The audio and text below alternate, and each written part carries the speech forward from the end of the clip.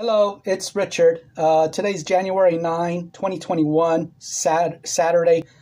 Beautiful weather out in Los Angeles. What I have in front of me is an abstract art produced by an up-and-coming artist from East Los Angeles, Cynthia Quinones. Beautiful abstract art. I want to keep my topics on my channel varied. Art, stocks, cryptos. But at any rate, it's beautiful. It's got a lot of bright colors, pink, bright yellows, bright oranges, bright blues, and it invokes a lot of happiness. It does make me feel good every time I look at this. I'll be talking more about Cynthia Quinones from East Los Angeles in my future videos. And let me move. What I want to discuss today is about Dogecoin and the Bitcoin, the volatility on the global market cap, and just a little bit about Tesla. And then I'll be doing more discussions about Tesla in my future video. And stay tuned for tomorrow. I did want to go into stocks, deviation, correlations, coefficients, how to judge a value of a stock. I've been having problems with my camera. I'm sorry for my video last night. This video might crash, and I might have to redo it over again. And I'm planning to purchase more, better equipment. But my camera is practically brand new. It's about 6 months old. So hang in with me, my audience. I appreciate you watching my channel. Please subscribe. Hit the like button, please. It really helps me out. I'm really working hard to provide my life experiences as an education to anyone that's willing to listen to me. And I really appreciate if you can subscribe and hit the like button, because I really feel that a lot of my knowledge can help a lot of other people. Thank you again. Stay with me. Let's go on to Dogecoin. Today being Saturday. It's been doing very, very well. It's hovering around 1915, and it's been staying like this for practically throughout the day. I don't see any tanking, no abnormal spikes. We really want this to shoot to the moon, but we have to wait. It's all about the macro and about the micro. And that's what I'm trying to relay is the concepts in my videos. Please watch my other videos. You can drill down into my Richard Be Happy icon, and you'll see the other videos. Click on videos, and you'll see the other ones that I've done since last Friday.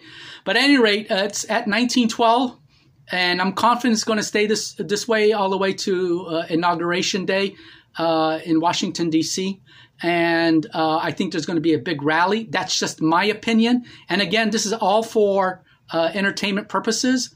I'm not a financial advisor, and I'm not selling anybody anything. Okay, so it's doing very well. Okay, I want to go to global market cap. When you're into crypto, you got to kind of like look at the big picture as it is to the small picture. Today, the market cap really didn't increase a lot. So it's about $755 billion and 20 million. And yesterday it was right here, 755 billion and 18 million. So it went up about $2 million. Yesterday it was about 40,580 per share. And now it's, it's about the same, 40,746. So I don't know where this is going to head towards, towards my feeling about the inauguration day for this next week. It might collapse. There's a lot of unscrupulous actors out there in the world, and they might want to hack the system. Penetrate the system and take money out. It's happened in the past, and I've always said that I don't trust the blockchain. It is susceptible to corruption, so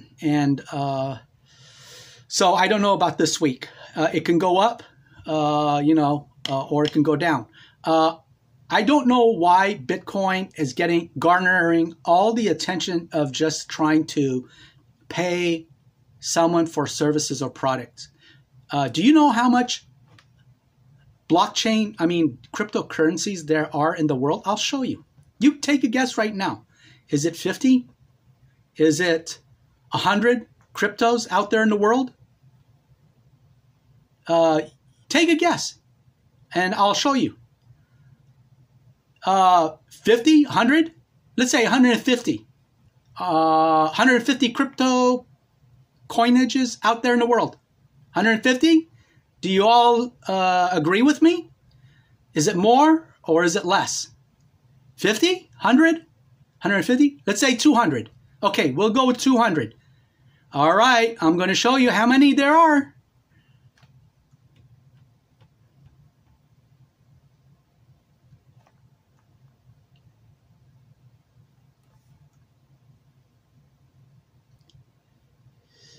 $4,041.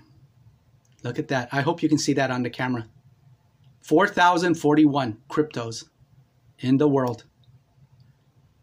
The cryptos are here to stay. Don't get me wrong. Cryptos are here to stay. It is a form of a payment system, but it's off the grid. I don't know what I can say more than that. I've been kind of like really skeptical about all of this, but I do have an open mind. I feel that I'm quite educated. They're here to stay, but you need to ask yourself, why Bitcoin? Out of all 4,041 cryptos, and I think there's more. I think there's over 5,000 cryptos out there. Because I saw that here on this chart, but for some reason it's just showing me 4,041. So why is Bitcoin garnering all this attention? You tell me in the comments. Really, let's share our knowledge and help each other out. Okay, now going on to Ethereum. Ethereum has gone up a lot. A little bit. It's about 1324 right now, and yesterday it was 1324. So it didn't go anywhere. $4. And global market cap 151 billion, and today it's 100. Yesterday it was 150 billion, so it went up about $2.5 billion. That's respectable. It's Saturday. I would think that the programmers and analytics out there, the analysts, would be looking at this. They have more time on the weekends to look at this in a pursuit of global profits. But for some reason, there's not really much movement. Dogecoin. Okay, so Dogecoin is ranking around 31. Yesterday it was 30. So it dropped down a row. Still, it's at a penny, and it's still about the same. 1.3 billion, 1.2 billion yesterday. Okay, guys, I really, all my audience, I really appreciate you staying with me. I'm really trying to show you the big picture. I want to talk a little bit about Tesla, and I will leave it there for tonight, and then tomorrow I'll do my stocks. Here's my TD Ameritrade account. I have about 10 different stocks. I'll go through them in another video, but I just wanted to show you. I only have 10 shares of Tesla right here. You see that under yellow?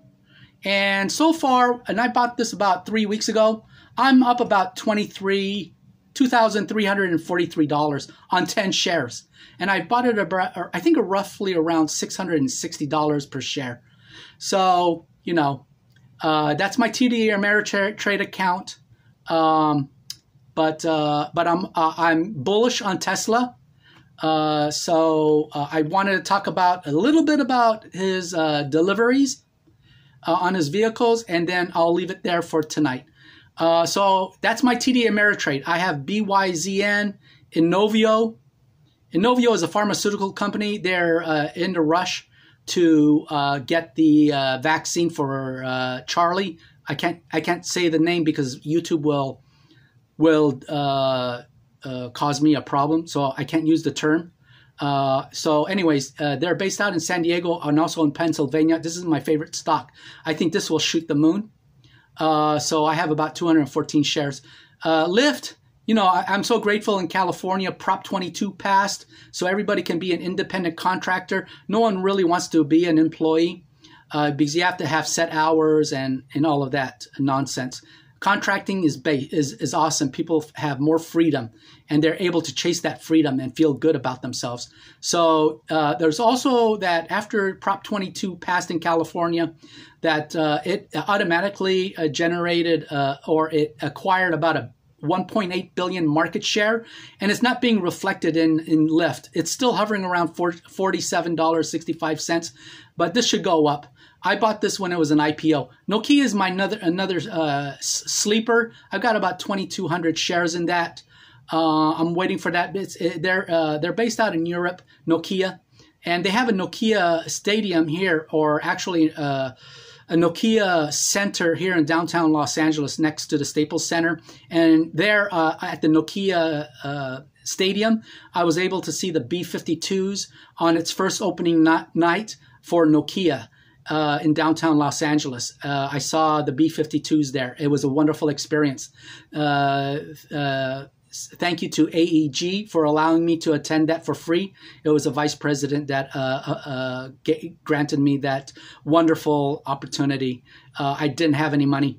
PFE, Pfizer is a sleeper. It's a multi-billion-dollar company. They gave $2 billion with a medical. They're also doing the vaccine research in Europe and their partners, and they PFE donated, or they gambled with $2 billion to give them seed money, and they've done a lot of great work. TRTC is a marijuana stock. I'm not too happy with that. And then Tesla, I discussed with you, it done very well. I'm up $2,300 in gain. When I bought Pfizer, I got like 5 shares into Viatris Inc. automatically. Out of the blue, it just popped up there, 5. And so, you know, I have a market value of about $91 there. And Vaxart Inc. is another common stock. And that's only about $6.55. It's NASDAQ, and it's another pharmaceutical companies. I like pharmaceutical. I like energy companies. You got to look in areas where there's growth potential. So, you know, with California, it's been bleeding a lot of companies out of California. And when you want to talk about growth, California is really hitting it's like a dinosaur. It's in its wailing moments of death. I don't see companies coming in here. They've tried. Aldi's is very aggressive. Aldi's supermarket, but again, you know, let's see how long Aldi's. I wish them the best. I really do. Hardworking company. All their employees are professional, and they're really trying to make it a go in California. So the problem with California is the politics, and then with city of Los Angeles. If you're a business in the city of LA, I know them like my 2 front tires, and honestly, I have no respect for them. I don't want to offend anybody that works for the city of Los Angeles, but when you establish a business as a small mom and pop, you will be hit with gross receipt tax, compliance fees, environmental fees, and this goes along. That philosophy goes along with the whole of California, and it's choking the businesses. And not only that, the state income tax is a whopper, man. I honestly. I'll go more into that in my future videos, but for the most part, you know, people don't realize what a mom and pop has to go through with all the investment, the hours that they have to put in, the employees that they have to hire and train, and then the overhead is not. So when you talk about $15 minimum wage, it's not only $15. You got to look at what the employer is paying. They're paying an extra 7 to 15% on top of that as overhead. They have to pay workers' comp insurance, Social Security tax, which is about 7.5% on the employer side. The employee has to pay their 7.5% to Social Security. You have SDI, disability insurance, and So it's about another 15%. I would say a good 15% overhead just on payroll taxes to keep employees. And not to mention all the lawsuits that go on in against employers. But the employers really need to have a better handle on how they are treating their employees, because I've seen it, and you can't hire and fire, and that's basically the trend with employers. What they've been doing for the last 30 years, at least 30. Hire and firing, at will employment. So, the employers, it's a two-way street. So the employees really, they're trying their best. They've got their own lives. They got to pay rent, and they're trying to go to school. If you're starting out from high school, and and then trying to make it, you're going to college for a better job. But even though you get that bachelor's degree, you go into an office environment. There's so much politics, and it's at will employment. But then again, the employers on the other side really have to see the employees as a valuable asset to their regimen. And the employees want the employer and employee that want to make it together to build a good organization. I believe it truly can happen. But then again, it starts from the top, from the president to the board of directors to upper management, middle management, and then lower management. And then if it all is positive throughout that river of management down to the employee, I can guarantee you that that employee would be the most productive asset that you can have on this planet. But then again, I'm going back to what I said earlier. Companies are having a hard time staying in California. Tesla is building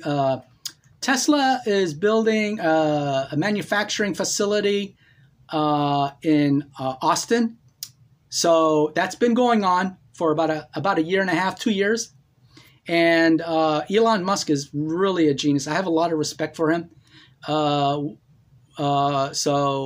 he tried to find places in California, did not work out because the California politicians really didn't want to cater to his what his needs are, taxes. They didn't want to give him tax breaks. So at any rate, he tried Nevada, Reno, Nevada. I believe that they have some sort of like a mini manufacturing hub out in Reno, Nevada. I like Nevada. There's a lot of land in Nevada. It's a state tax free.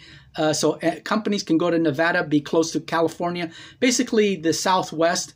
And you can put your products on trains and ship them out to the East Coast. There is a train system on the connection between Nevada and Arizona, right by the I would say like Lake Havasu towards Kingman. So basically, you can have manufacturing north of Las Vegas, and just bring it down to that train system down there, northern part of Arizona, and just send it along to the East Coast. But Tesla has tried his best, and Texas is very business friendly. So at any rate, that's my video for tonight. Everyone, thank you so much for your valuable time. I'm 18 minutes into this. I'll be talking more about Tesla, about unfulfilled inventory, its comparison to Ford and GM. Like I said before, I can only do so much with these videos. There's an attention span with my audience. I'm looking at my analytics, and I'm really trying to please my audience with this information. But that being said, I wish everybody a safe weekend, and good night.